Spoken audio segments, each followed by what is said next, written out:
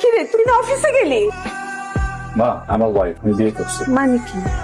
কি বলতেছিস? আবিরের বাবা শিগগিরই আসো। দেখো আবির কি করছে, আবির বিয়ে করে নিয়ে আসছে। এত অবাক হওয়ার কি আছে? আমি বিয়ে করতে পারি না? কখনো না কখনো বিয়ে করতাম, আজকে বিয়ে করছি। আমরা না করছি কোনোদিন, না করছি তোরে বিয়ে করতে। এই মেয়ে, তুমি কেমন মেয়ে? একটা অপরিচিত বাড়িতে হুট করে চলে আসছো। তোমার বাবা মার কি কোনো অক্কেল টাক্কেল দেয় নাকি? কি বলতেছো তুমি এসব? আমি একজনকে বিয়ে করে নিয়ে আসছি এখানে, তার বাবা আমার আক্কেল জ্ঞানের কি আছে? সে একটা ভালো ফ্যামিলির মেয়ে, আর তুমি এরকম বাহির থেকে একজন মানুষ আসছে তার সাথেই ব্যবহার করে আমাদের কি পরিচয় দিচ্ছ?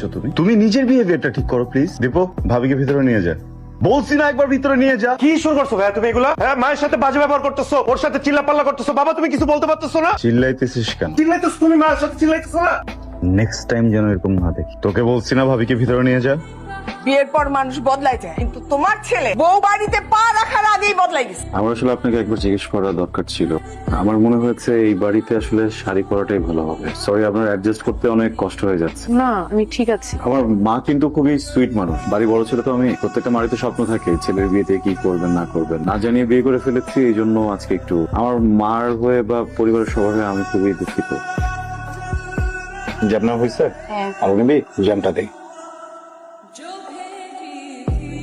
প্রেমের বিয়ে তো অনেক দেখছি, কিন্তু এরকম বিয়ে কখনো দেখিনি। পরিবার কোনো খোঁজ খবরই রাখতেছে না। আচ্ছা, শ্বশুর বাড়ির কথা না হলে না ভাবছি, কিন্তু মেয়ের কথা চিন্তা করেও তো কিছু গয়নাগাটি মানুষ দিয়ে দেয় সাথে। খেতে তো কোনো খবরই নেই।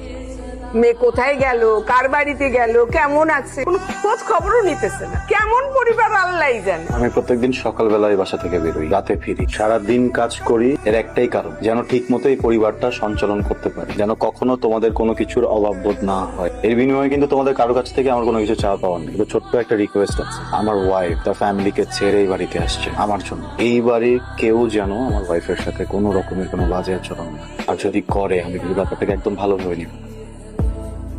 আমার কি অত বড় সাহস আছে? হ্যাঁ? আচ্ছা বাদ দাও না, খাও, নাস্তা করো। খাবার টেবিলে এত কথা বলতে নেই। তুমি খাও, আমার তো নাস্তা গলা দিয়ে নামতেছে না। রাফি, রাফি, হ্যাঁ বলো। কালকে থেকে অফিসে বসবি। কাল থেকে অফিসে বসবো মানে? অফিসে বসবি মানে অফিসে বসবি। ভাইয়া, সামনে আমার এক্সাম আছে, পড়ালেখা করতে হবে। আর হুট করে বললে হবে নাকি? সপ্তাহে কদিন ক্লাস?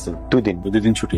এইভাবে পড়ালেখা করলে তো আমার মানে পড়ালেখাই বন্ধ হয়ে যাবে। আগামী মাস থেকে যখন ইউনিভার্সিটির খরচ দেওয়া বন্ধ করে দিব, তখন এমনিও পড়াশোনা বন্ধ হয়ে যাবে। শুনছো তুমি? শুনছো কি বলে গেল? ছোট ভাইয়ের পড়াশোনা বন্ধ করে দিতেছে। এই তো মাত্র শুরু। খাও, এখন পেট ভরে খাও।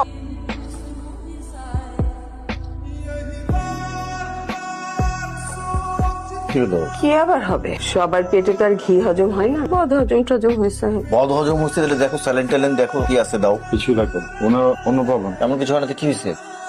আয়েশা প্রেগন্যান্ট। কি? কি বলতেছিস তুই? প্রেগন্যান্ট। আমি ওকে একটু দেখে আসি, তোমরা খাও। কি বলে গেল? সে তো হতে